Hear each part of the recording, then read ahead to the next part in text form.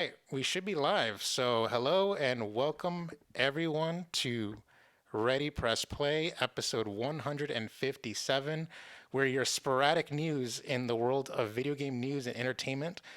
And then, as always, I'm joined by my wonderful co host, Mr. Daniel Lima. Hey, Lewis, did you remember to update the Twitch text this time? I did. Or I are we actually still did it. playing Split Fiction? Wow.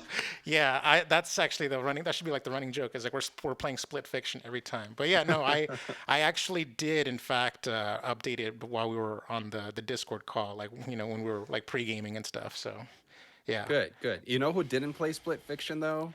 The Game Awards voter base. Damn. What's kind of interesting? I didn't even see Joseph Ferris in the audience. Me neither. That's some next Maybe level he ish. maybe he talked to Jeff ahead of time. He's like, "Oh, Jeff, yeah, am I gonna win something this time?" And then Jeff just said, "Nope," and then he just didn't bother to show up. Who That's knows? Maybe he was there and they just didn't focus. I definitely saw Kojima. They always make a point to show Kojima, even if I was surprised he didn't get to speak, he didn't get to do anything, but Kojima was there as usual. Other than that, obviously, we had all the Claire Obscure devs in their traditional French attire, mm-hmm. which I thought was really funny. Yeah, I was wondering why they were Yeah. like going for the very very French looking, like, what is it, the baguette? Is that what it's called, or Yeah, I think it's isn't it beignet? No, uh, that's wait. Baguette is the bread. Beignet is like a ah dessert. well, what's the hat? Is it beret? Maybe it might be. I don't Some know. something like that. Something like that. If Leah pops in the stream, she can text me.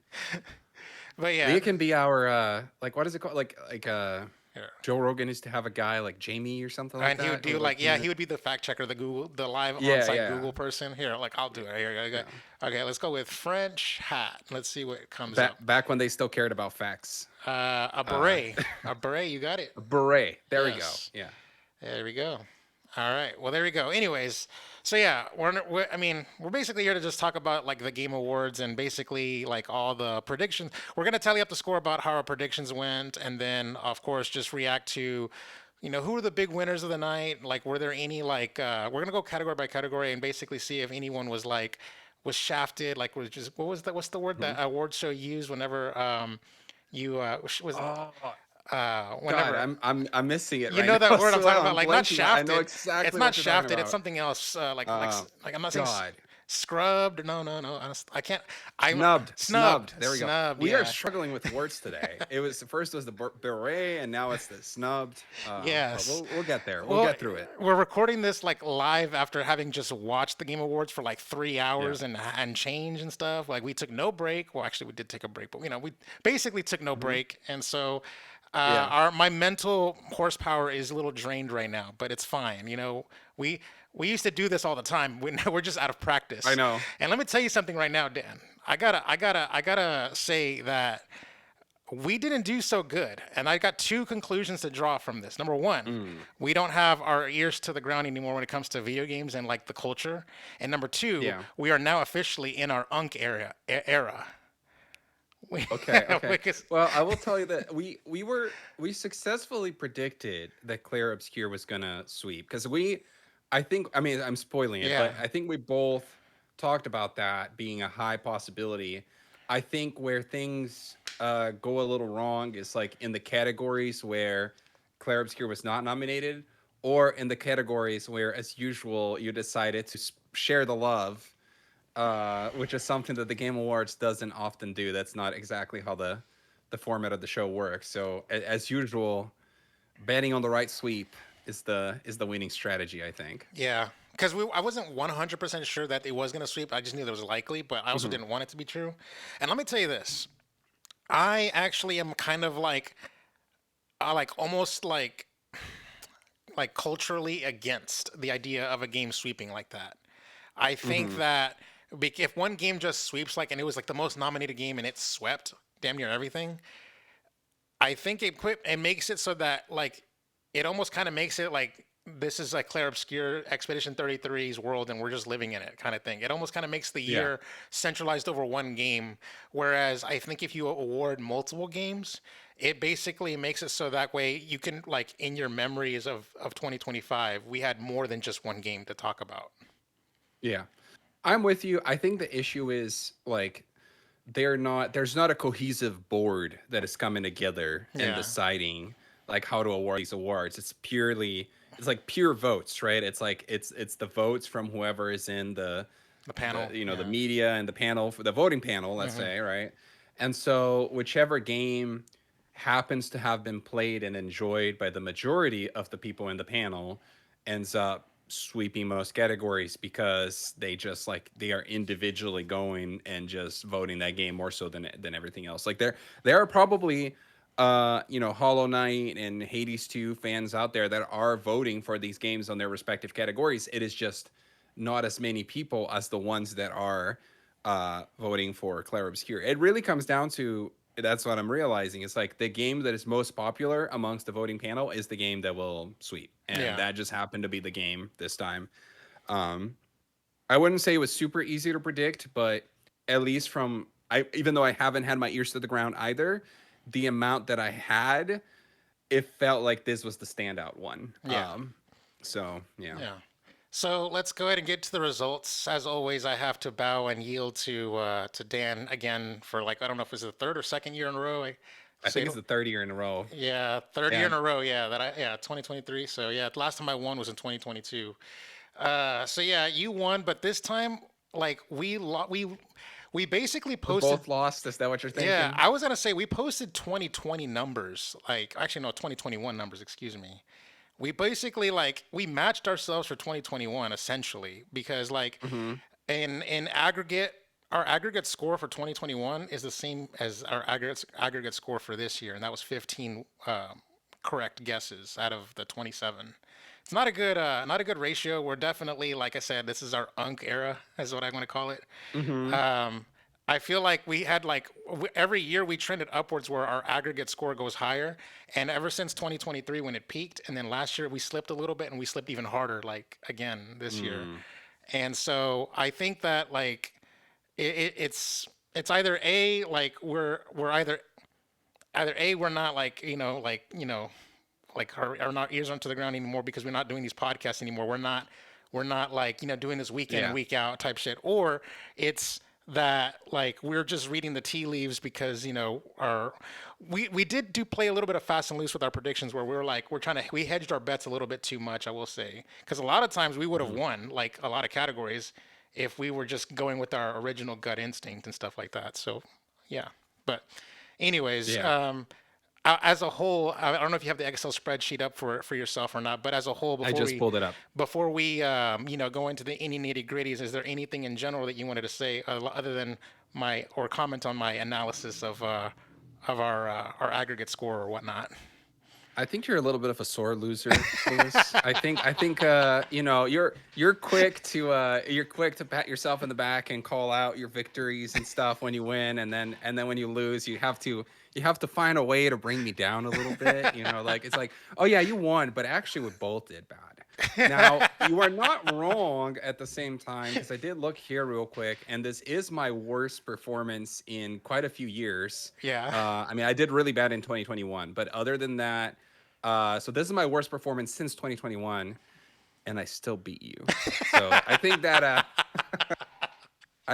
says something. I think you may be better than me in games. You may have started better in the predictions earlier in the podcast life, but in recent years, I think there's a dominant force here there's a dominant Nostradamus in the Yeah. podcast. Fair enough. Fair enough. You got me. Yeah. All right. Do you want to do thoughts on the show, or do you want to save that for the end or something? Actually, you know what? Yeah, let's do thoughts on the show because I actually I almost kind of feel like it's almost besides the point because like the Game Awards Hmm. are almost as like it's like video game announcements featuring Game Awards is always what I think. So let's just Yes, treat it. yes. Let's just give it the same treatment that Jeff Keighley gives to these awards.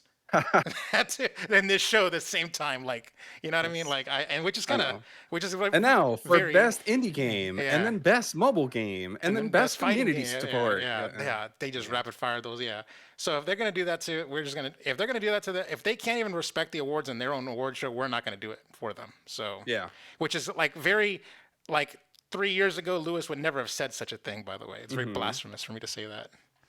But You know what we're confirmed limited to on time, me? so whatever. Go ahead. Yes, for sure. What confirmed to me that Claire Obscure was going to win a lot was in the very beginning. It was in the pre-show, Mm. and they rapid fire the best indie award, and that Yeah, went to Claire Obscure. And yeah, then I thought, that's an award that they typically give, the time of day for.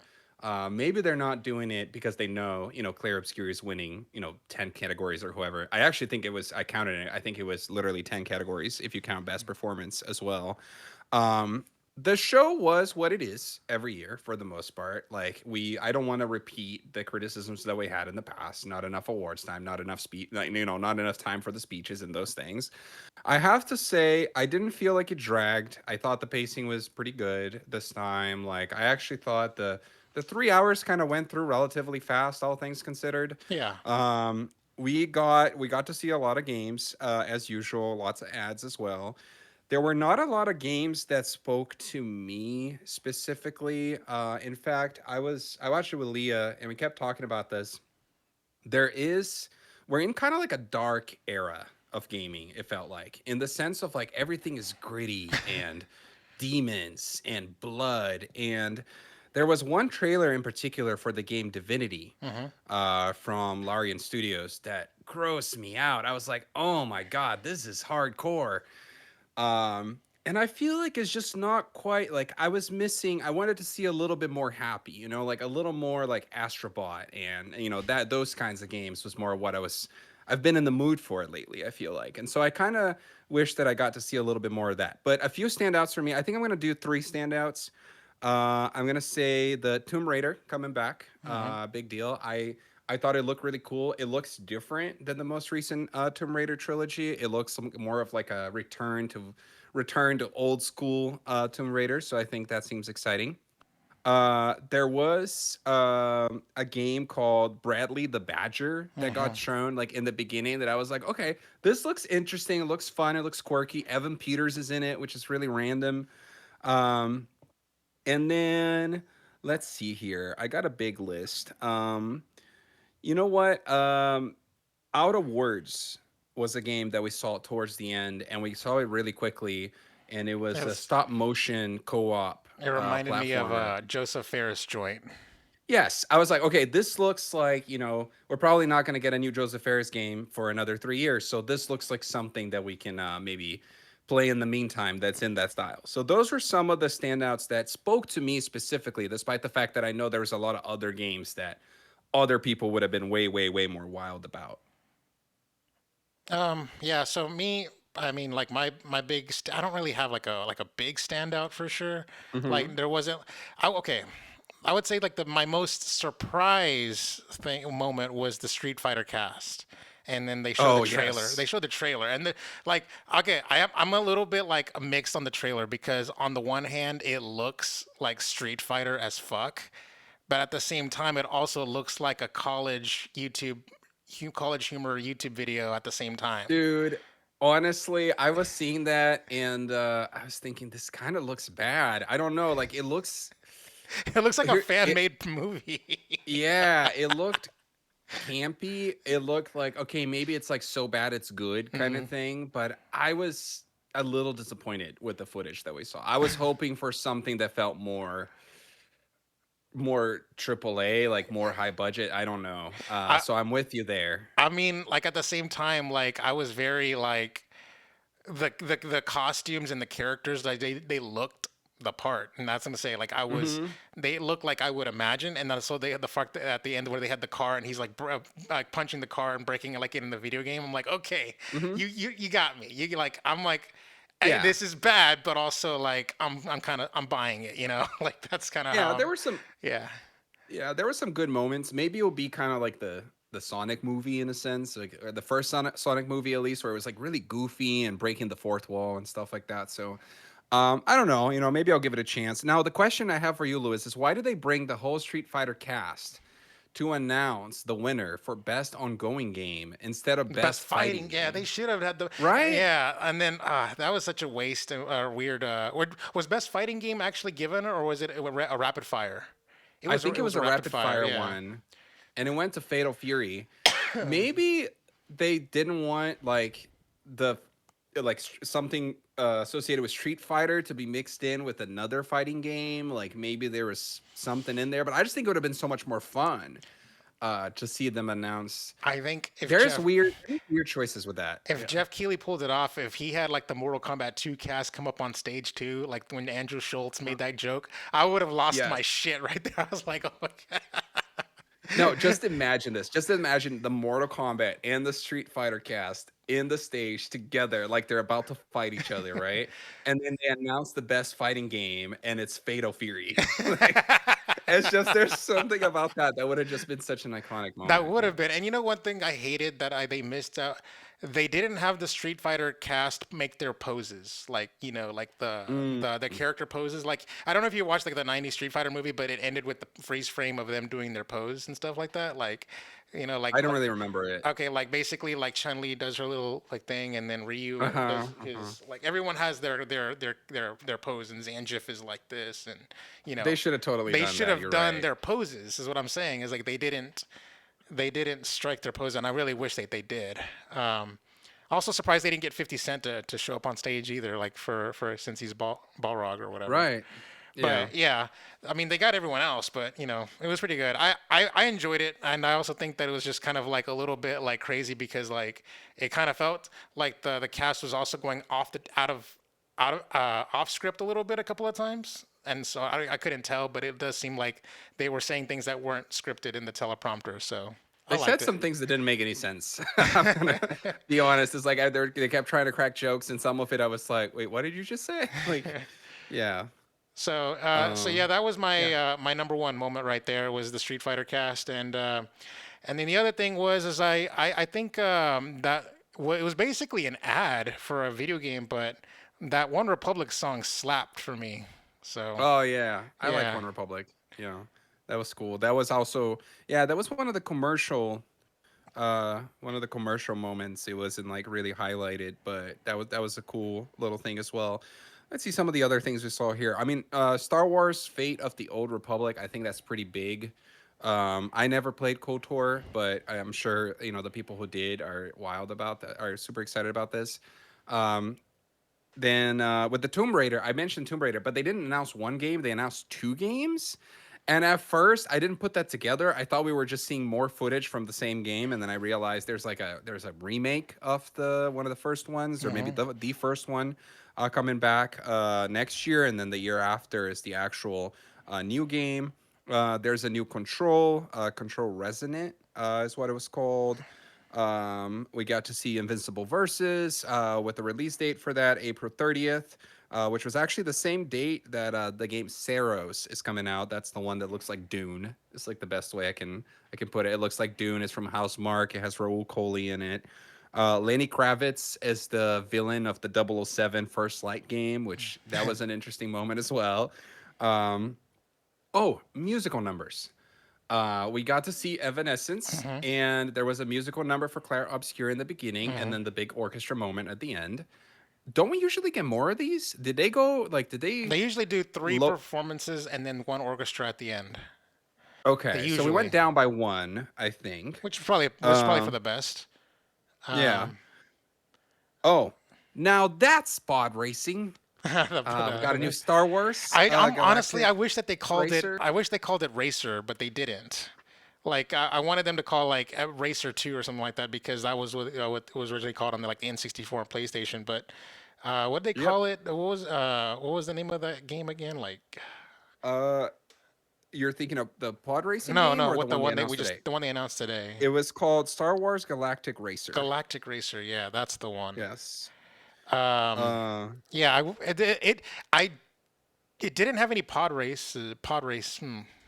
There were they were basically like the regular cars and stuff like that in Star Wars. There was no pod racing because pod racing is where they take two engines, strap them together, and just go like just like and mhm. being pulled by the engines in a little pod. That's like a pod racer, right? They were just full on like regular cruisers, that they were Yeah. driving on. So the pod racing is supposed to be infinitely more dangerous, right? Because you're like not fully in control. Um, Yeah. so yeah, it kind of felt I like they were trying to go for the speed of a pod racer without using pod racers. I'm not that much of a Star Wars fan to really have Like thought an about all of opinion, that, an but opinion on yeah, that. I have that strong of an opinion. But I'm sure people are excited for that. Yeah. We got to see Resident Evil Requiem again, and the announcement that Leon Kennedy is going to be in it, which I I don't think think that leaked was, ahead of yeah, I time. don't think that was a surprise because was it on the PlayStation Store? Like, didn't they leak it by accident?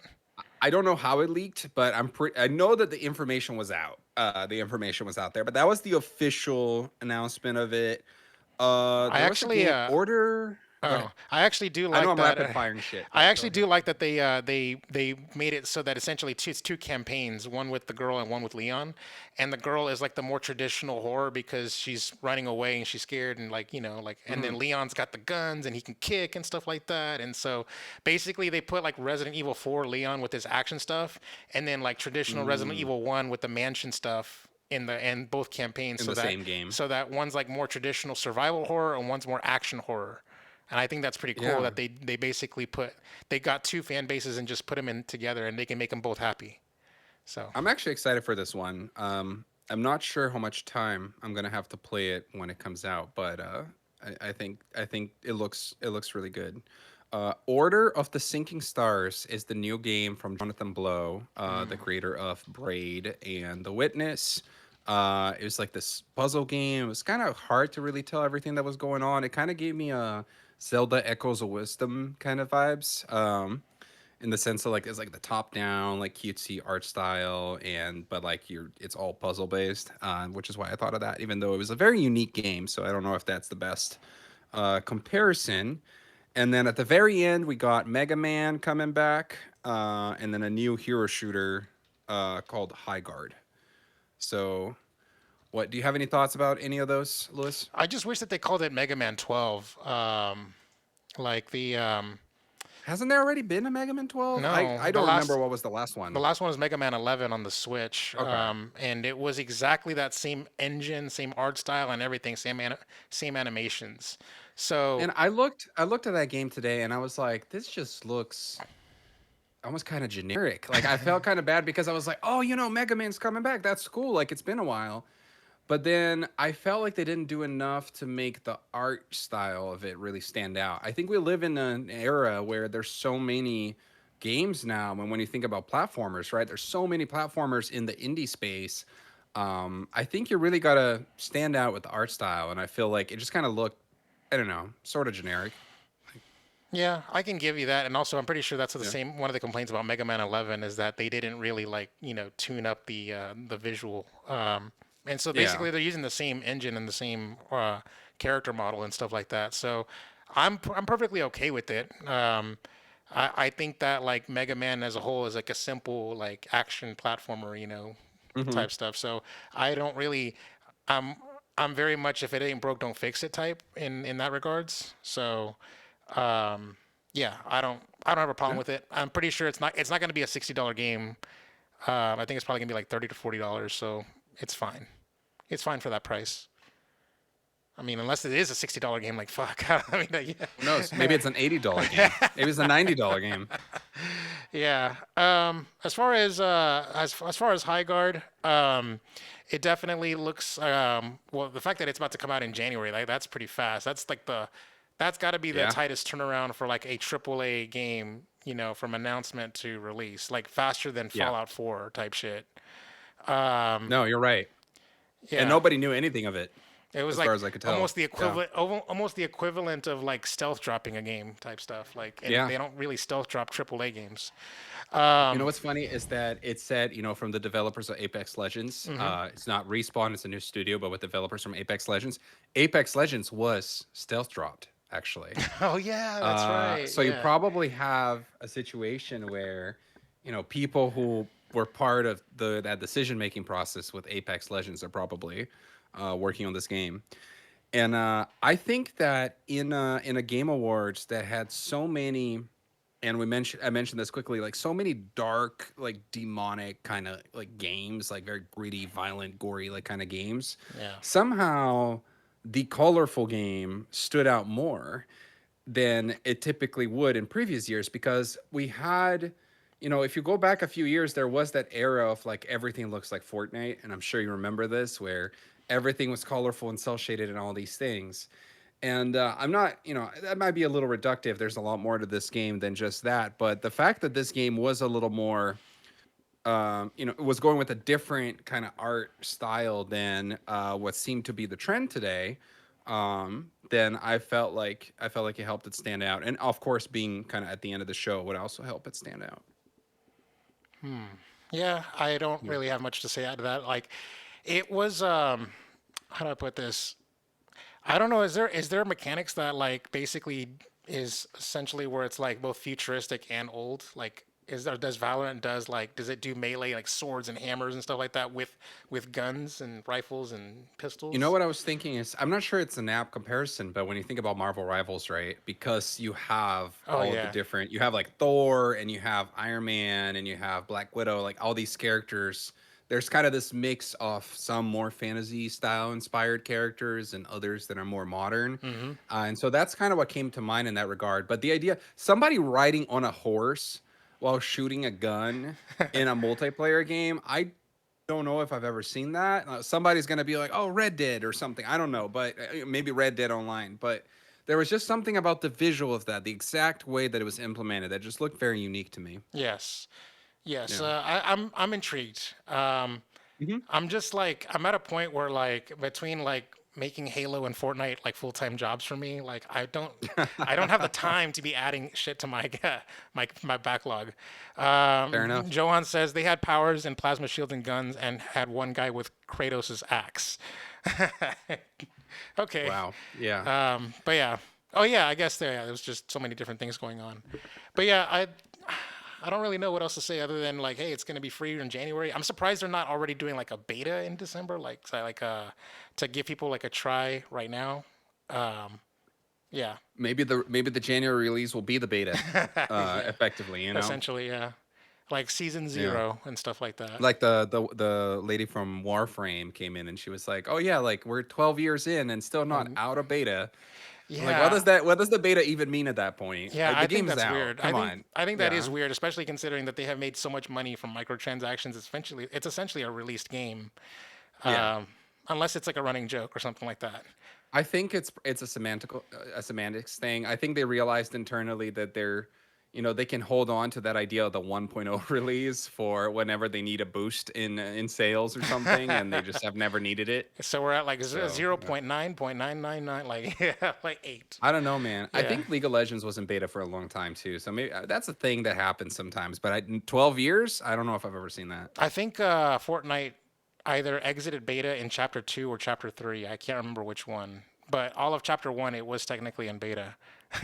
Interesting. Yeah, and like even like it was like version 0.9 for like a long time. It was 0.9.1.2, like yeah.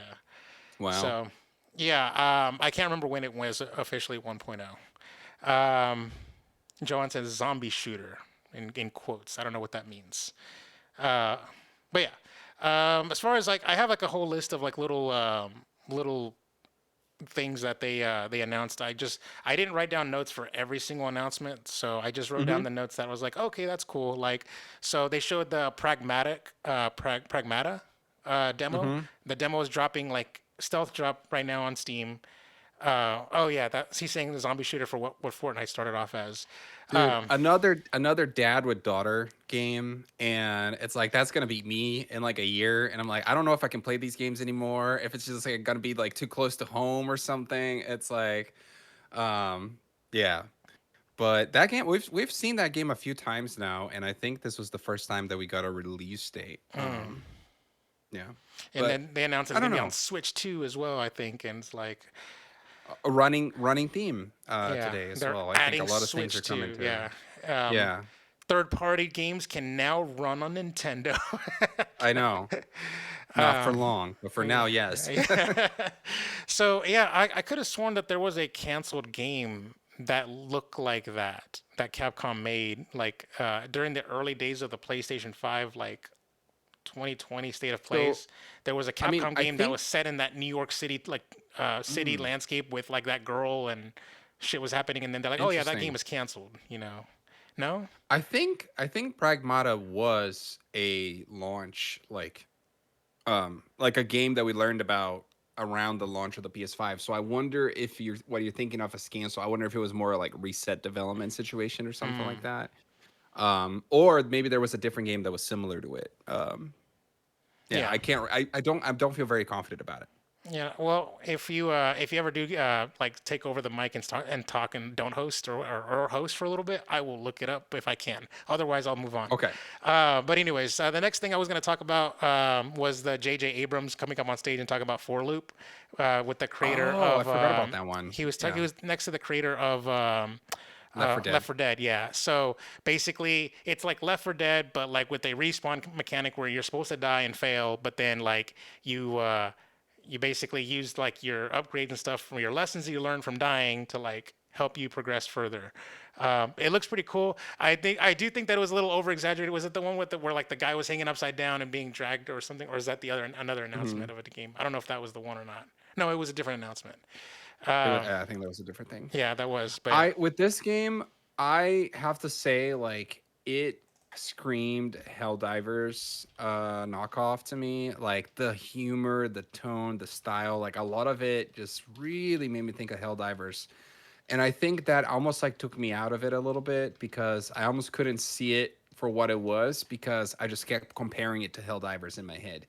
But it looked interesting nonetheless. I think there's definitely a market here. Um, I love Left 4 Dead 2. You know, we've played it together before. It's really fun, but somehow I never got into any of the spiritual successors that have come out since. Like we had Evolve, and then we had The Back for Dust, Back for Blood, Blood, and yeah. then so I don't know. I mean, I hope this one does it. Yeah, and by the way, I just looked it up and it was Pragmata, by the way. It was announced in June 2020 at a PS5 reveal event. And Yeah. yeah, so I thought it got canceled, but I'm guessing they uncanceled it or something. I think it was more of like a vaporware situation. Like it just kind of disappeared. Maybe it was being reported on that it was canceled, and then it came back. Mm, okay. So yeah, it was supposed to come out in 2022 or 23 or whatever when they announced it back in 2020. So just FYI. But anyways, Okay. yeah. So moving on. So For Loop was that one. What did you think of that Coven of the Chicken Foot? It was the one with the Oh, grandma. I yes, I made a note of that one too. Almost like Studio Ghibli kind of style. Very unique setup with the grandma and the big monster. That one definitely stood out to me. I think it was a good, it was a potential good Dan game shown at the show, and it reminded me of things like what was that game? The Last Guardian. Mm, And you know, another like this little indie game that I played years ago called Papa and Yo, mm, where it was like a similar kind of setup as well of like two companion characters going on this journey together, and just the idea of playing as a grandma is just so unique. Like I can't think of many other games where you played as somebody like that. Art style was very pretty. So yeah, definitely gonna keep an eye on that one as well. Did it seem like the monster turned on her for a second there, or no? Or like, I yeah. got I thought I saw that too. So I'm curious to I'm sure there's some kind of story reason.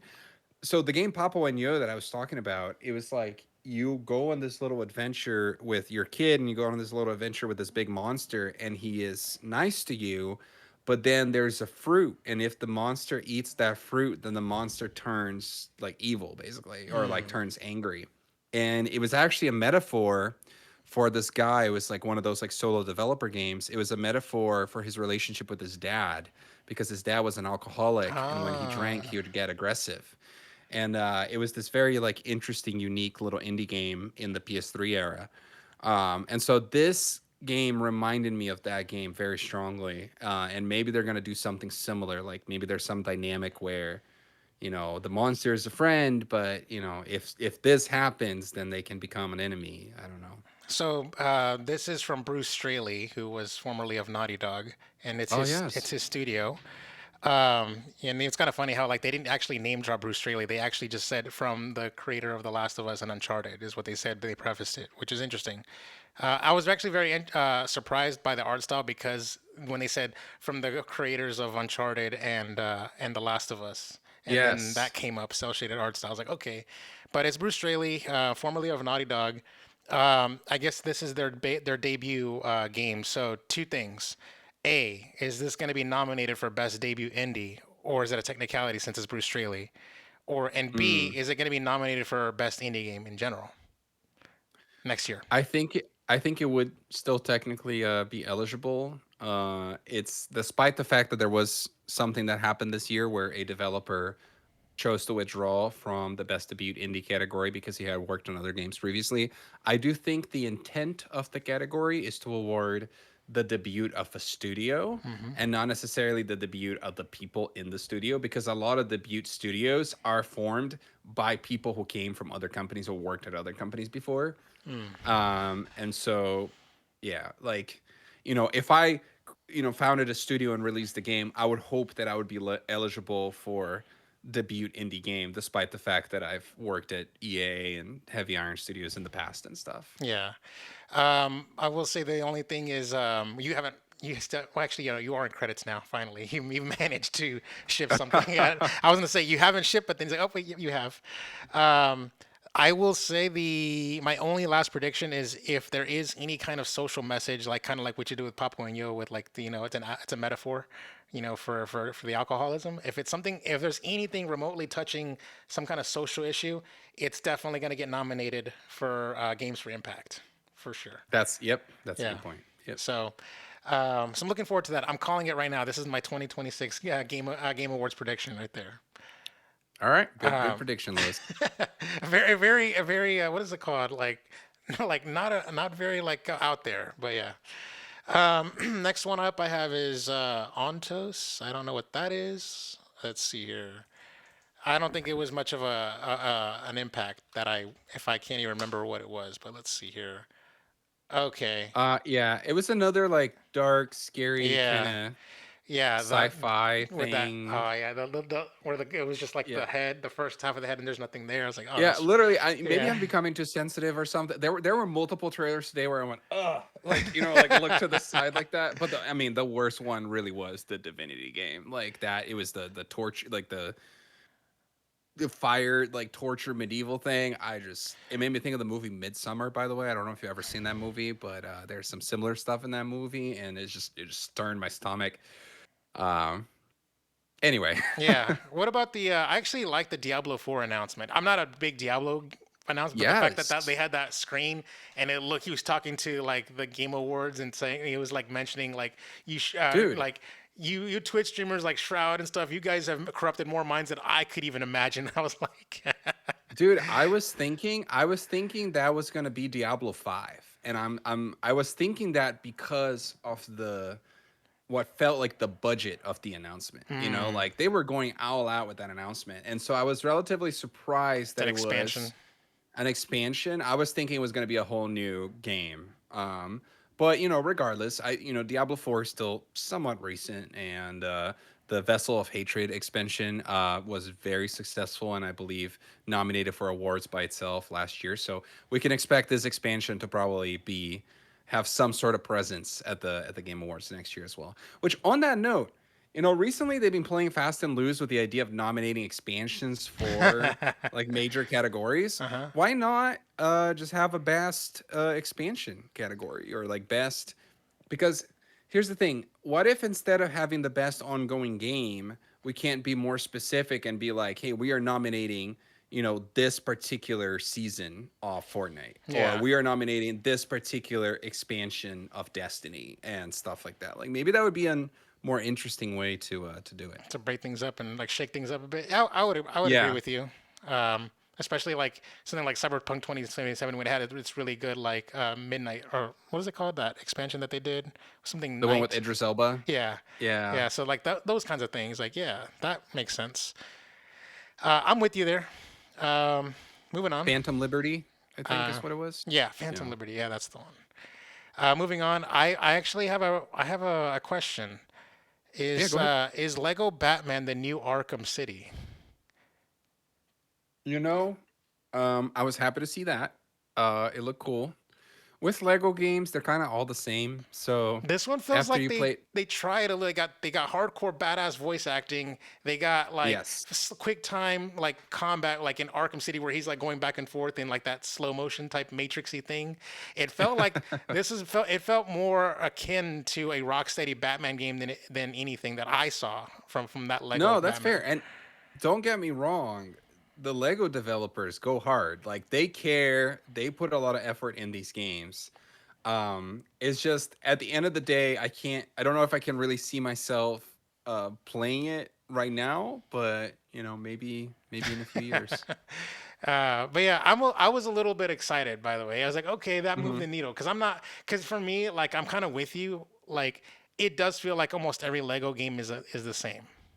But, Hmm. like, and so that one, it feels like they're trying to break the mold a little bit, in my Yeah. opinion. Like, we're playing around with mechanics and stuff. Um, Now the next one is I got is Gang of Dragon, which is like a dragon, but like Yakuza. But I don't like the Man, title. I really didn't care for this trailer. Really? Yes, like at all. I felt like it just looked so boring to me. I kept waiting for them to show me like what is there that will make me care about this game? Because with the Yakuza series, that's now been renamed to the Like a Dragon series, I feel like there's a lot of it's not just about the Yakuza, right? There's a lot of character to it. There's a lot of um, fun to be had with those characters in that world. There's a lot of goofy jokes and a lot of campiness and all of that stuff. And to me, this trailer looked as if you took Yakuza and then you removed everything that was fun about it, and then you just end up with that. It's just I don't know. I thought it looked pretty boring. It did not stand out to me at all. Interesting. Okay, so the actor that was in the was it not like a dragon, but the other one, I already Gang of Dragon. Yeah, I can't even remember Gang of this. Dragons. Yeah. His name. Okay, I put it up on screen for the watchers. His name is Ma Dong Suk. I'm hoping I'm saying it correctly. He's a South Korean actor. I recognized his face in the game Oh, I trailer. see I now. I recognize his like this face. guy. He was in Train to Busan, Yes. and that was like how I recognized him. So yeah, he's apparently he's a good actor. So I'm very, at first I thought he was Chow Yun Fat, but I was like, no, that's not Chow Yun Fat. But yeah, so He steals the show in the Train to Busan movie, yeah, which, by the way, is a great movie. I'm a big fan of, and if you haven't watched it yet, you definitely should. Like whoever's listening to this. But yeah, no, cool. He looked familiar to me, but I couldn't quite put I guess like put the character model to the face. yeah. Look, In like my head, I yeah. have it on screen. I put the character model now, not just his face, but like, Hmm. yeah, it's very much like I don't know if you can see my screen or not, but Yeah, I saw it. yeah. I have the Twitch pulled up here. I Yeah. saw it. So yeah, I think they did a good job with it, and he was very recognizable and stuff like that. And I hope that he puts on a performance that like is like a top tier performance and stuff like that. Not that I would ever know because I've never played a Yakuza game. So Right. um, yeah. Anyways, so that was that, and let's see what other stuff. What did you think of Control Resonant, by the way? I thought, the trailer. We didn't really get to see a lot of gameplay from what I remember. It was more just mood, and I think the mood was there. Like I was definitely in for it.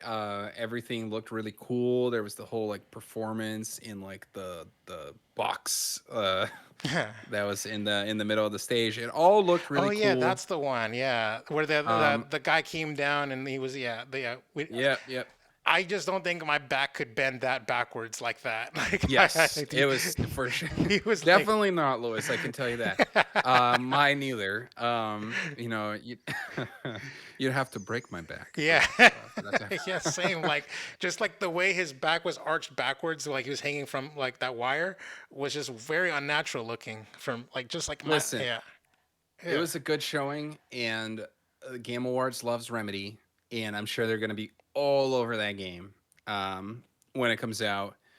My experience with Remedy games is somewhat limited. I have found myself starting them and not going yeah, too far every time. yeah. And so, unfortunately, I can't speak to it with a lot of detail, but I'm sure people are gonna love it. Okay. I only got three more left, and I can just rapid fire through them. If you Hmm. want to talk about Forest 3, I don't know. I don't. It was scary looking, dark game. Yeah. Yeah. Then there was Orbitals, which was very Japanese, voice acted. They didn't. Maybe it hasn't been translated yet, but it also looks like another two-player co-op game. I think it was for exclusively for the Switch too. This is what it seemed like. And then the last one, and this one actually kind of sort of like was scratching that like Japanese sword fighting itch that I like when it comes to like things like Ghost of Tsushima and stuff like that. Was Phantom Blade Zero. That looked pretty cool. Mm. Is I believe Phantom Blade Zero? There's already been another Phantom Blade, right? Like Yes. it's a prequel. It's a prequel or something Hmm. to another game. Yeah, for sure. Phantom Blade. That this was one where And by the way, I was decorating my Christmas tree here at home while I was watching the Game Awards. And I believe with the Phantom Blade trailer, that was one of the moments where I kind of got a little distracted and I didn't pay full attention to it. But I did like what I saw. It very much gives, Ghost of Tsushima but darker.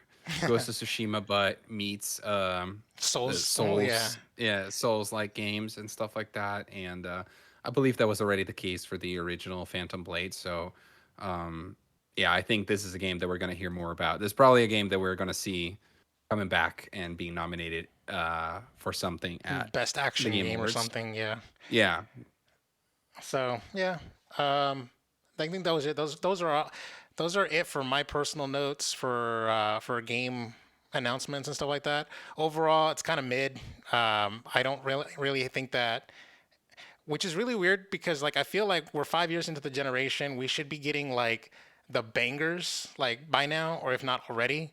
Because like one of the things that I've been seeing on like YouTube video essays is that it feels like this generation's not a generation at all. It's like a lost generation because by this time of the game on the Xbox 360s and PS3 lives, we've had, like think just like name off like banger after banger, like game of the year. Think like um freaking like not Borderlands, with the one Bioshock. Think those Hmm. like those S tier like games, these S tier caliber games. And here in this PS5 Xbox Series generation, nothing. I've seen some of those. I've seen some of those comments. I feel like they're not fully accurate. I think that we look back at that era with more nostalgia, I think is the point. Because I think that like if you look at these games, the games nominated for Game of the Year, uh we may have not played a lot of them, but if you look at the general audience, like these are banger games, and um maybe some previous years have been better, but I feel like we have gotten a lot of great stuff. I feel like is part of the thing is um the PS3 and 360 generation was a generation that started a lot of new franchises. Assassin's Creed started in that generation. Uncharted started in that generation. um, God of War was PS2, but still, like, it started near that generation. Gears started. Gears of War, right? Yeah. And I feel like now what we're getting is we are getting the sequels to those games. We're getting the perfection of the formula in a lot of senses. And the games are more spread out, right? So we don't have the same quantity of it, right? Hmm. Like we're not gonna get as many Uncharted's or as many this or as many Yeah. that as we used to, right? But we are getting like really high tier quality sequels Yeah. We when we like do get them. well, like studios used to put out whole trilogies in one console. Like yeah, where we only Exactly. get Like one that. entry. Yeah. Yeah, the days of that are done. But when you get a God of War game now, it is an excellent game, and it's a game that a lot of work got put into, a lot of love got put into over multiple years. Yeah. Um and you also have this thriving indie, like anywhere from like indie to double A scene with games like Hollow Knight and Hades and the Claire Obscure game that are just beloved and people really like. And so I think that, and then you also have the ongoing games that are just dropping killer content every year. This with Fortnite. And with Halo, and I experience Halo is a little different, but I experienced this, with Marvel Rivals not too long ago. It's like the work that's going into these games is insane. The work that's going into the content for these games is insane. So I think the opinion you shared, I'm not going to say it's wrong because everybody's entitled to their own opinion, but I do think a lot of it comes from the sense of like we were there in a moment or where a lot of new fun things were starting, and we were at the proper age to like really love it and appreciate it and experience it. And now we have gotten a little older, and the industry has changed, and it has not necessarily changed in ways that we love. And we're becoming a little more critical, and so I think there's all of those things at play here. Hmm. But really, when it comes down to it, like you look at the list of games here, and it's a fantastic list of games. Like most years in most years that's the case, right? Yeah.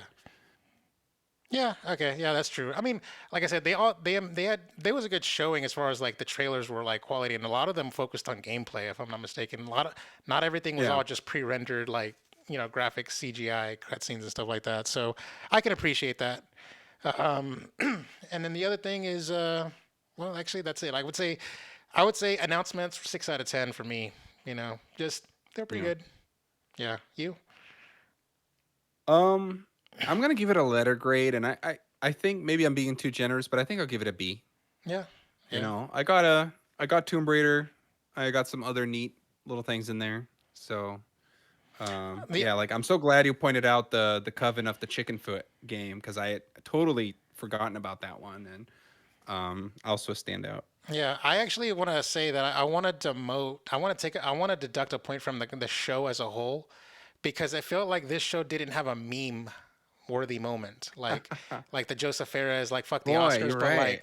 like like there was always one moment where it's like something happens. Maybe the Miss Piggy bit where she was singing, but like I don't know, like it Yeah. just felt like this show was missing that like that moment where like people were talking about that one acceptance speech kind of thing, like where like the where the guy from God of War like talked too much or whatever. Like there was Yeah. there's not there wasn't something that was just off kilter to talk when about. when Baldur's Gate won, the guy who accepted the award basically like kind of criticized the whole industry Yeah, as yeah, part of his speech, right? So yeah. you're right. I think we didn't. We had an emotional moment when Jeff Keighley was talking about the passing of his Father, father and yeah, how like he had a quote from him shortly before it, and then he talked about how there was an empty seat in the and you could tell he was like holding the tears. yeah. And obviously that was not a meme moment, but it was, I would say it was an iconic moment. But you're right, like we didn't really get the comedy, and I don't know. Like I also kind of missed that. like basically like this show was a little bit too sanitized. Like everything went too smoothly, everything was paced well, Yes. and like yeah, some of the best moments is when it's like it wasn't supposed to be that, like When something goes wrong, wrong. you're right. Yeah. Like there was nothing that really went wrong. Now that I think about it, like nobody that broke into the show, Yeah. right? Oh Like yeah, invaded yeah. the Like the I want to stage. give a like Obviously, yeah. Yeah. we wouldn't want that to happen ever again. But Yeah, still, like I like want to there, thank you're Bill right. Clinton, like kind of stuff. Yeah, like that's exactly. I think you know what. That's like that little extra sauce that Game Awards needs to have if for it to be talked about. It gives the impression that this one will be a year that we forget, right? Like moving forward, we're gonna look back and then we're just gonna Yeah. not really think about it that much. But I definitely think we should start going through Yes. these winners here soon. Yes. That was actually I was about to move on. Move on. That's it. I was actually done with announcements and stuff, but the rest is going to Okay. be just talking about the categories. And actually, since we're kind of low on time, I actually don't think we're going to talk about every category like I wanted to. So let's Okay. actually just rapid fire, not rapid fire. Let's only hone in Oh, first on what we categories that we have something to comment on. Like actually, like okay. I have something to say. I'll start things off first because I want to go straight to fighting games. Okay. All right. Now, Perfect. first off, I'm subscribed to a YouTuber named Maximilian Dude, and I watched his YouTube channel or his YouTube video covering his thoughts on the Game Awards announcements after we recorded our predictions. By the way, so I didn't have any of his information when I made my prediction.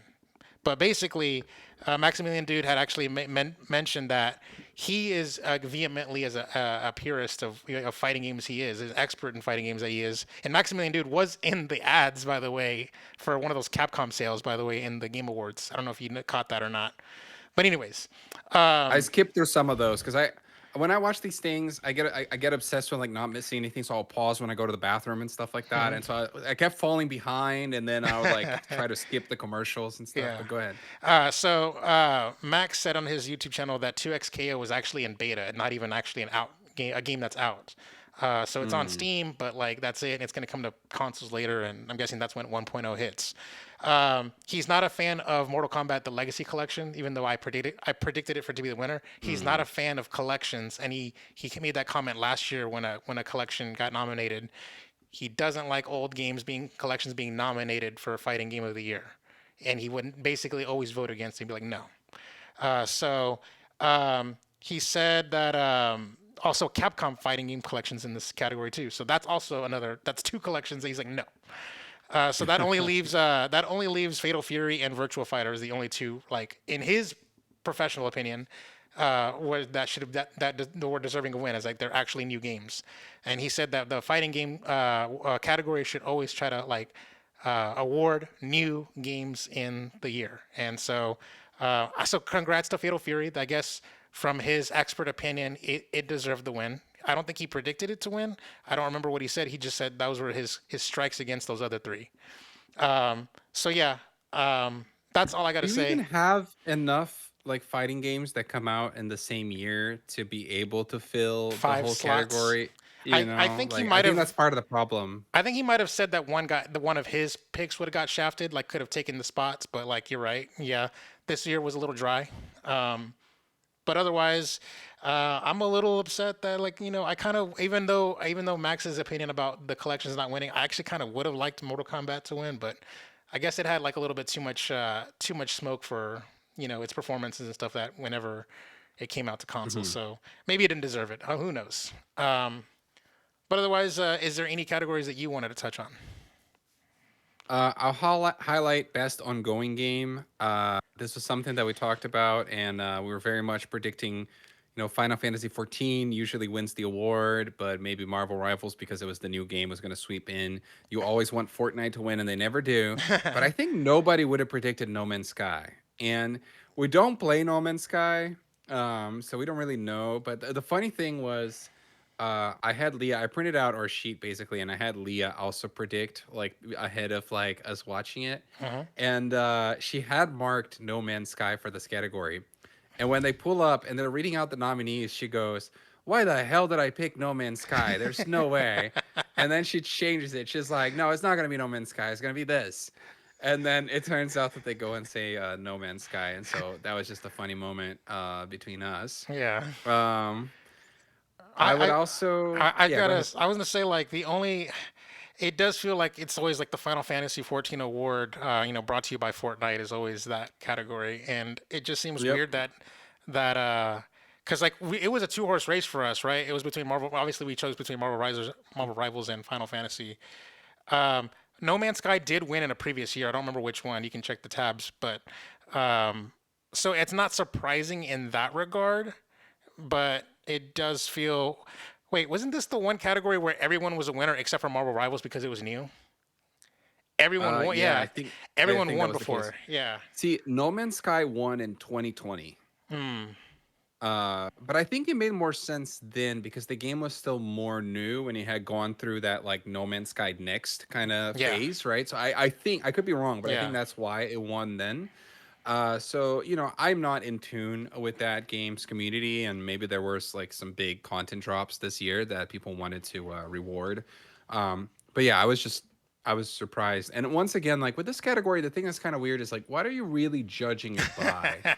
And it's why like I do think the shakeup of like doing a best Expansion. expansion instead, Yeah. I think that could be more interesting. All right. Any other categories that you want to hit? Content creator of the year. Ah, We talked yes. about it.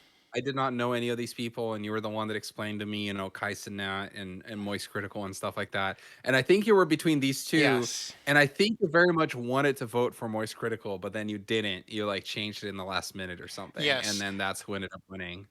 I personally watch more moist critical content, and I've always been disappointed every year because the person that I want to win never wins. I mean, as far as the person that I watch is because I only usually watch one. Usually, the person that I Hmm. know I was like, okay, well, since I know them, they're not going to win. Is how I basically voted. And to be fair, like Charlie, he's definitely a really good content creator and he's really big on like community outreach and esports events and stuff like that. And he's very helpful to the community at large. Don't get me wrong. The thing is, like Kai Cenat is like literally just like levels more famous than Charlie is, and so I'm just surprised that they didn't go for that. Yeah, so that's just my whole thing. I'm very happy that he won. That's actually kind of like it was almost giving me hope that sometimes I get what I want, you know. But yeah, Yes.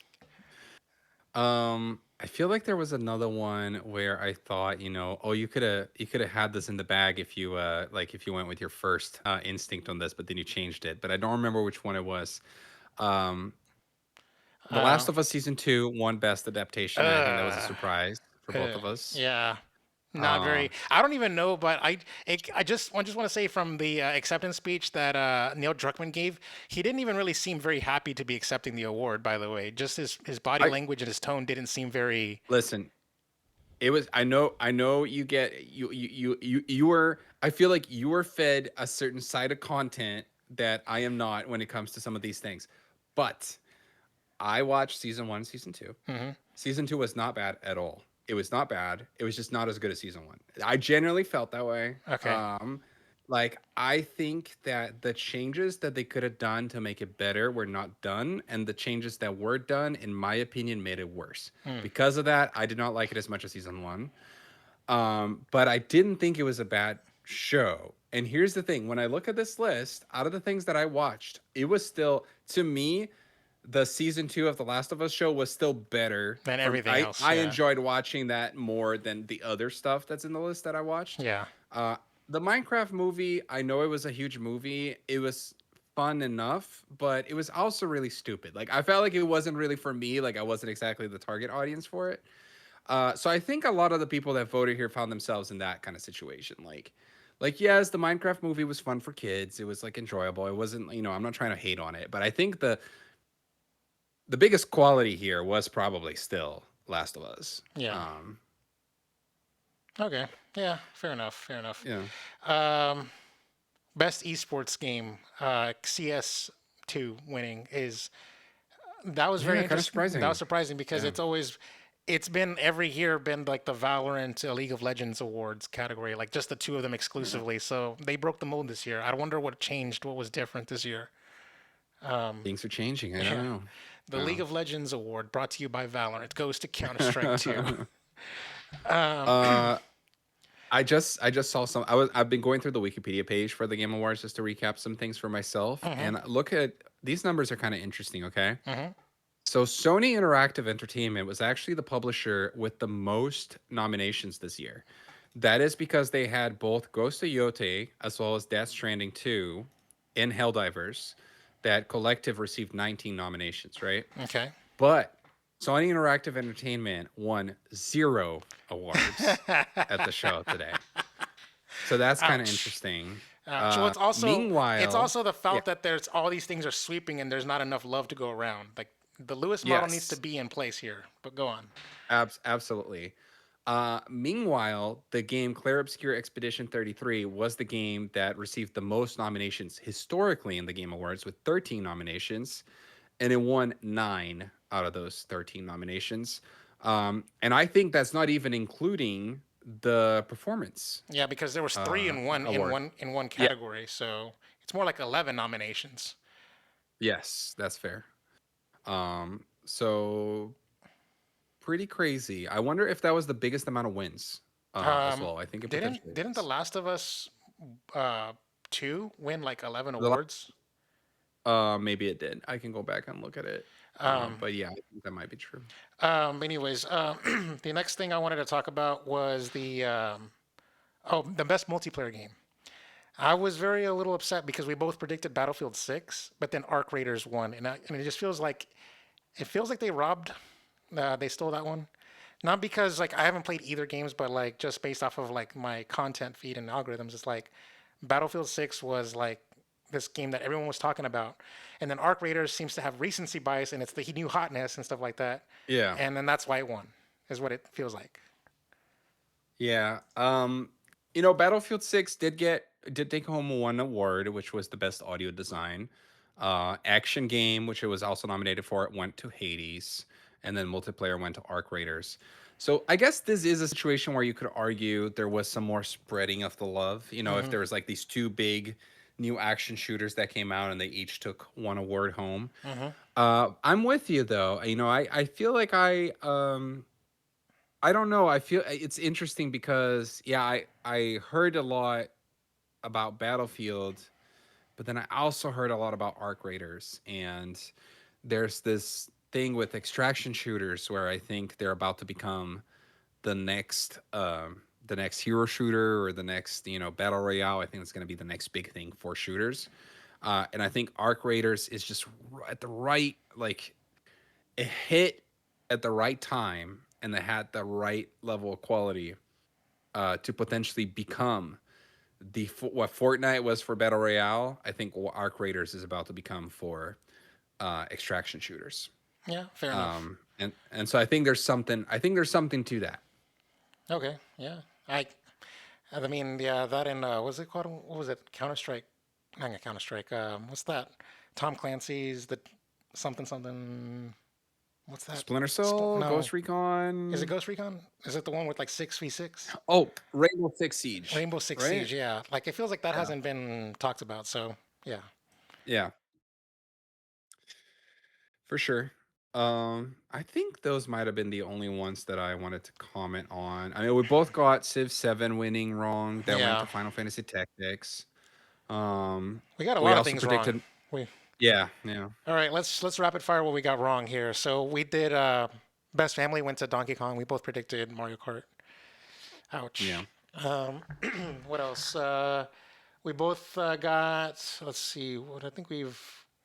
Damn, I can't. What about sports? Did sports go to Mario Kart? Yeah, that one went to Mario We Kart. got that one Okay. right. Best VR. We got that one wrong. We went to Midnight Walk. Midnight. My voice is giving out. The Midnight Walk. And let's see. And I think that's it. I think that's first. I think that everything else we got right, so, or one of us got Games for right. Impact. Games for Impact went to South of Midnight. So Uh, that one was surprising because nobody liked that game, right? I don't know. I didn't really follow the reception of it. I do have to say there was something that was interesting because the how do I say this properly? The game is about the southern US, right? And Mm-hmm. I think it has its roots in like the black culture of the southern US. Mm. And specifically like New Orleans and stuff like that. At least that was my impression from the outside. And when the people went to take the award and to receive it and to give their speech, it was like two. I don't remember now. I could be misspeaking, so I'm worried about saying the wrong thing. But I think it was like two white people from Canada, Mm-hmm. and I was kind of thrown off. Like, oh, like it was. Then I realized, like, oh, this studio. I looked it up. Like, this studio actually was in Canada, and so there was just like a little bit of a disconnect there because I had a different idea in my head of like what that studio Hmm. And where then that yeah, studio probably was or considering whatever. Like I the content, what they was covering and stuff like that. Yeah. yeah, exactly. I thought there was a bigger connection between the people in the studio and where the studio was located with the content of the game. So that was the only thing that really stood out to me about that. But I haven't really played that game. I don't really know too much about it. So, Yeah. don't take my word for anything. And then they took the time to announce that it's coming to PlayStation and Nintendo and stuff like Yes, that. yes. They plugged that in. So It's the like we're best getting out of this dead platform called the Xbox. best mobile game, we got that one wrong. We both predicted Persona 5, the Phantom X, and Uma Musume. I think I got that right. That one won, and what's kind of interesting is like I don't know if we just don't know what that game is, and that game is so big, but either a the crowd cheered because it's a big game and they're like yeah, or they cheered because they saw who was next to Sidney Goodman. So it's either one or the other. I don't know if you saw that part or not. Whenever they were rapid firing that one on the pre-show. I saw it, but I don't remember who was next to her. No, no, no. I'm saying like because they always have the winners just off camera, so that like, and the Uh winner huh. is, and then they just come right up and they, like accept the. Oh, okay. So I see. it's I see either what you the mean. I see what you crowd mean. Yep. popped off and cheered whenever she said the name because they saw he was standing right behind camera, just ready to accept the award, or because the crowd actually naturally reacted because they was like, oh yeah, that's a good game, yeah, like clap your hands type stuff, Hmm. So that was the only thing I was gonna say. Um, I was a little upset that Troy Baker didn't win. I mean, don't get me wrong; it was a three-horse race with there's three actors in Claire Obscur and Hmm. stuff. But like, I do feel like Troy Baker, just because you're capturing the essence of Harrison Ford, which is really hard to do, Yeah. really well, that he should have like got the win on that one. And I'm not entirely sure if Troy Baker even won a Game Award for his acting yet. I'm not sure. I mean, he must have won for Joel, right? Well, It was Laura Bailey when the second game came out. It would have had to be with the first one, but the well, first game, the first Game Awards was in 2014. yeah, you're right. You're right. He would have won. He probably won Spike TV, Like the yeah, Spike Game Award, Spike TV Game Awards or yeah. something. But no, I'm with you. It's interesting though because with Troy Baker, he's just been around so long. Like you, I feel like I almost subconsciously go like, Troy Baker has won enough things. Like, give it to someone else, you know. But really, when it comes down to though, most likely is that not enough people played the Indiana Jones game versus how many people played Claire Obscur Uh, this year. yeah. You know, It's and there's got and to be some kind also, of weighted thing going on, but whatever. They yeah, got to correct for that. when you went when you release your game in December, which I think was the case for Indiana Jones, and then you're eligible for the next year Hmm. game awards, like those games always get kind of fucked. Let's be Yes. honest. Yeah. Like those games, they never really get the love that they deserve because they're by the time people are voting, they've been forgotten about. Right. The recency bias does play a factor in that. Yeah. Which sucks. Um, Yeah. yeah. The last two things I want to talk about was before we get on to Game of the Year is the fact that the only two categories that I beat you on was because that you hedged your bets on Death Stranding 2. So, best Mm, action yeah. adventure, you voted Death Stranding 2. I voted Hollow Knight. Best game direction, which we both knew that it was Expedition 33, Yeah. but you hedged your bets on Death Stranding 2 just because you figured Kojima was going to be in the audience. Kojima and Jeff Keighley are Yeah. friends, and like you hedged your bets, and both times they fucked you, which was the only Yeah. two victories I had over you was because I basically picked what was obvious. Obvious pick was obvious. Yep. I mean, this process teaches us over and over again that there is a very clear system to this, and that you just got to follow the system. You know, as much as it sucks because it makes it way more boring and way less interesting. I was hoping Death Stranding 2 was gonna take something home. At the end of the day, I think that you can tell that Kojima and his games means a lot to the Game Awards audience, and so I felt like in some category that was gonna come through in some way, but I guess I was wrong. Yeah. That's it. I think we pretty much hit every category for the most part, unless we missed one or two that fell through the cracks. But I think we've already talked about every category, so I don't really have anything else left to say unless you want to chime in on anything else before we go on to Game of the Year. I do have to say that I do not like the game that basically wins Game of the Year and wins 10 categories, also taking the indie categories. Yeah. I Oh, believe it, sorry. Go ahead. both the best indie as well as I'm looking for it to double check because I'm not finding it in the best debut. Did it take the best debut indie as well? It did. Okay. Yes. Both best indie and best debut indie on top of like Game of the Year. all of the big and game of the year categories. There's something about that that just doesn't sit right with me. It's Yeah. like if you're gonna win game of the year, and here's the thing, how do you really do this? I don't know. But I feel like if you were gonna win game of the year, then how about the best indie category goes to the second place, to the second place on that category, right? Yeah. Otherwise, I don't know, it just feels wrong. That'd be some interesting level where it's like you have, the winner at first place, but then you have second place like in the bank. But if the winner wins Game of the Year, like if the winner Yeah. doesn't win Game of the Year and then they can win the best indie, but if they do win it, then they just get striked and goes to second place. That'd be some next Yeah. level ish right there. Um, I would go a step further and say that like the debut indie, right? Like if the if the game won best indie and they are Oh, first place, they would be first place for both, and maybe give the debut indie just to the second. second place Oh on yeah, it's that or like a something like, cascading. Yeah, yes. yeah. I like that. I actually kind of like that system actually, so that it doesn't like you can actually award three up to three individual unique games.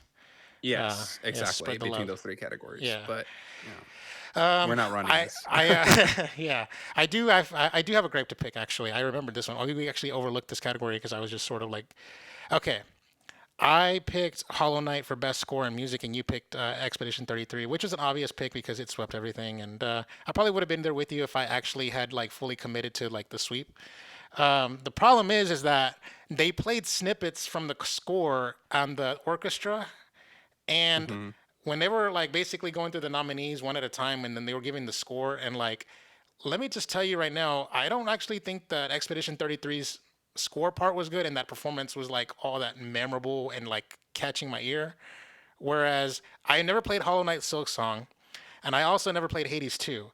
But those two songs that they played were a bop. Like they were really like good songs, and I actually kind of felt like, damn, these had better.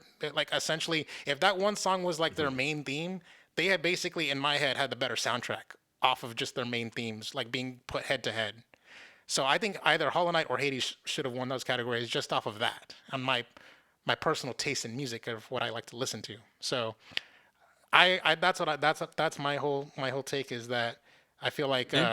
Expedition 33 robbed the music category in my opinion. I don't know about you. Oh, and also a little tiny little tear came in my eye whenever whenever the woman came on stage and was singing the Donkey Kong theme because I wrote credits on Donkey Kong Bonanza. That song just hits Mhm. emotionally at that chorus, so it actually kind of hit me in the feels. So Nice. yeah, especially because like the whole climax of of the final fight and everything, and then Pauline finally having the character growth to be able to sing, you know, and then that was the song, and it was like okay, that one just like, you know, it hit for me. So just Mhm. off of that, just want to say so yeah, like I just think that the score, at least for like the main theme, Clay Obscure had the weakest one.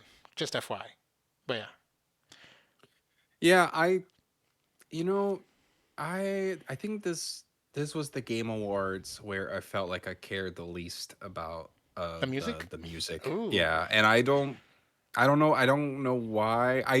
I do think the fact that I it's probably the year that I played the least amount of games from that list was probably played a key factor in that, but I didn't really find myself like that orchestra moment at the end, it's always so impactful for me, yeah, and then same. this one just didn't hit the same. The flute guy wasn't Um like memeing as hard. He was there. I definitely noticed him, but yeah, I don't know. Just I really think it comes down to I just didn't play enough of these games. Um, Yeah, but even you for know, me, like it hit the orchestra part hit. Yeah, the only game that I've actually played on that list was Donkey Kong Bonanza, so it hit me in the feels in that part. But at least like for everything else, like I liked the Hades 2 part. I liked the Hollow Knight part. hmm So like for me, like they were highs for me. So they just sort of really get that punch. The others not so much. No, I'm not Death Stranding. And I will say the medley kind of blended a little bit too much. Like there wasn't enough like variance, so you couldn't really yeah, feel the transition between the themes. It also could be on purpose. But anyways, so the final category is Game of the Year, and it was like the worst kept secret in the video game industry that yeah. Expedition 33 was going to win. Um, Also, the fact that it was presented by the Astrobot guy from last year because they always do that baton pass thing. So it's going hmm to be very interesting to have that thick French accent next year presenting the Game Award next year and stuff like that. And I hope that he can makes that moment his own because whenever last year when the Game of the Year presenter from what was it, Baldur's Gate, Yeah, I he think so. really like went to town. He's like, what's gonna make me a game of the year? A game that doesn't do this. It doesn't like it actually cares. Yeah, And I'm yeah. like, yeah. I was like, yeah. Like it felt like this guy was a little bit too, I don't know, corporate in my opinion. hmm Yeah. I don't know. What do you think? Yeah, I mean, he works for Sony, so there's that. Yeah. I'm just gonna say, like, Claire Obscure. I haven't played it yet, but I do want to. Recently, I have been playing Ghost of Yote, which was a snub, I Hmm. guess, because it was nominated for a lot of things. It didn't win anything either. Yeah. Um, but I feel like it is definitely meaningful to see a game that was made by a smaller team, that was made on a smaller budget, go and just sweep like this. And I feel like things like this should be a wake up call for the industry in a lot of ways of like the kind of stuff that you should be doing. Hmm. Um, I do think it was almost a little anticlimactic, the game of the year reveal this year, and I would say the award reviews in general felt a bit anticlimactic because of the sweeping nature of it. That was, and I've confirmed this by going back and looking at previous years right now. At least I went back all the way back to 2020. Hmm. This was like the biggest sweep. The Last of Us Part Two was nominated for 11 awards, but it won 7. Uh, okay. This game won 9, and it was actually the only game out of all the games nominated tonight. It was the only game with more than 1 win. It had 9 wins. Every other game that won something won just one category. Damn. Ew. Yeah. Fuck. So I can rapid fire them real quick. Battlefield 6 won one thing. South of Midnight won one thing. Baldur's Gate 3 won one thing. No Man's Sky, Uma Musume, The Midnight Walk, Hades 2, Hollow Knight Silksong, Fatal Fury, Donkey Kong, Final Fantasy Tactics, Mario Kart World, Arc Raiders, Doom: The Dark Ages, GTA 6, Oh, Wuthering what? Waves, Yeah. Wow. which was random, player's voice vote, and The Last of Us for adaptation.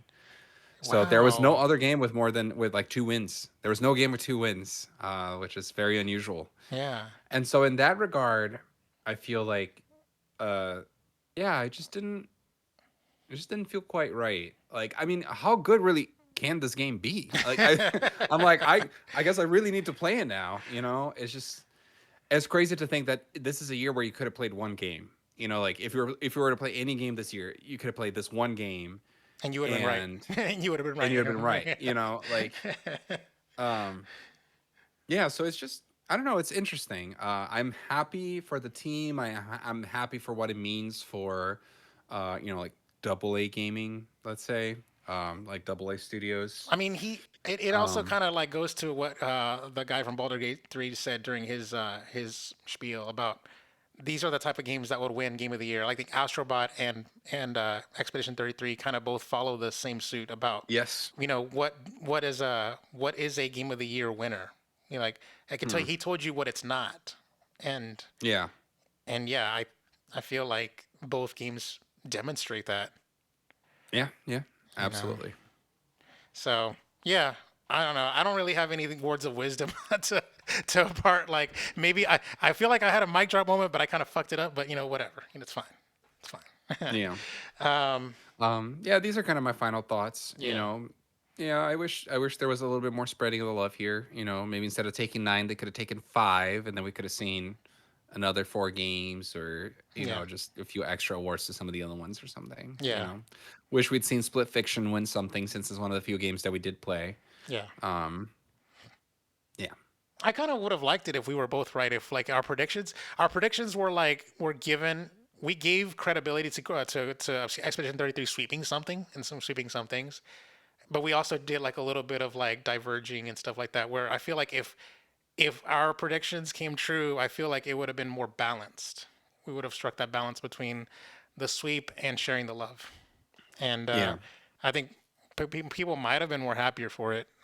Maybe, maybe not. Or maybe we just, our tastes are sucked and people didn't like it or whatever. I don't know. But either way, I think overall the show was 6 out of 10. Like it wasn't a bad show and it wasn't mid. It was a little exciting at times and it was very well paced Hmm. and very like just a good show. And like I, it didn't feel the 3 hours. Like the 3 hours went by really fast for me. I wasn't looking yeah. at my watch, so I can't really like bitch about anything. I can't really nag anything. Exactly. Like, I feel like I need to give it a 7 probably, because the truth is, I was sitting there watching it at same thing. Like, at no point I felt bored. Like, at no point I felt like, when is this gonna end? Like, it it very much was spaced properly. There were certain points where they were alternating, like an award and a A trailer reveal. and an award and a trailer, Hmm. and it felt pretty good. And then they did the rapid fire awards, and then a few trailers, and then rapid fire again, and then a few trailers,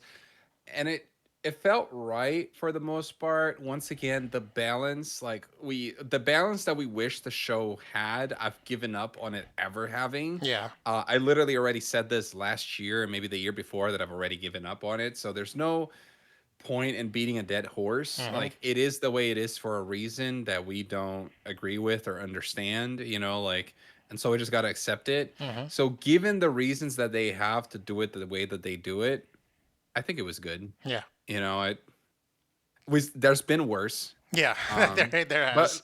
Yeah. there's definitely been worse. And like you said, it just lacked The sauce. a Yeah. funny moment. Yeah. Like a little bit more of that. Also, I don't care for Miss Piggy. I don't care for the Muppets. I I mean, I thought some of the Muppet bits that they had before We're were better. funnier. Yeah. So yeah. Yeah. I would have preferred those two old guys that are like heckling him. Like Yes, they yes. were better. They did that last year. That was the best. That was one of the best Muppet bits that Yeah. they've done. Yeah. So yeah. Otherwise, I don't really have anything else to say other than like, yeah, I think that I kind of agree with you on that as far as your take. Um, like for me, the reason why I'm giving it a 6 is because like I'm not exactly like jumping out of my seat and like just like in like awe of anything. And I kind of like Mm-hmm. maybe that's just how I am. Maybe I just my heart is just so cold and ice that it can't be melted right now. So I'm not saying that I'm not saying it's them, it's me kind of thing. But at the same time, that's just how I feel. Just kind of like it's a good show, good, pretty decent, and Yeah. they brought some good announcements that were like you know, but it'll all just sort of blend into my memory and my fog of memory and just be another year. So, Yeah. um, Absolutely. I'm on the same boat. yeah. So with that being said, we'll go ahead and wrap up the show and say goodbye to the Twitch stream. And I thank you for the chatters. I thank you, Johan, for interacting and stuff. And for the viewers, this YouTube will be posted here like overnight, so you guys can watch on YouTube on the Ready Press Play, or is it the Ready Play Network YouTube channel? I think that's what it's called. And then the podcast, sorry you podcast listeners, you guys are thank you for still being subscribed to the feed, but you guys are getting it a day late on Saturday, so sorry about that. It used to be that the podcast feed always got everything first, by the way, just FYI. So now it's inverted. So, but that's It's also okay. It's a new era. Times have changed. our production schedule is much more more favorable to video now. So yeah, with that being said, thank you guys for listening and tuning in. We will be back some other time in the future. We don't know when. Probably not a year because I think we're in the groove of kind of like wanting to meet up when we want to talk about something Yeah. or play something. So just keep Yeah. it locked to all the feeds where you follow us. I'm on Chocolate. I'm at Chocolate88 on X and Dan. At Power Up Dan on whatever. I'm still on. I don't remember at this point. 'Cause I'm definitely not on X anymore. I haven't logged into that in a while, but yeah, somewhere. Somewhere. Otherwise, yeah, Yeah. just keep us saved on your feeds, and we'll see you. We'll see you guys when we see you. See ya. Yes. See ya.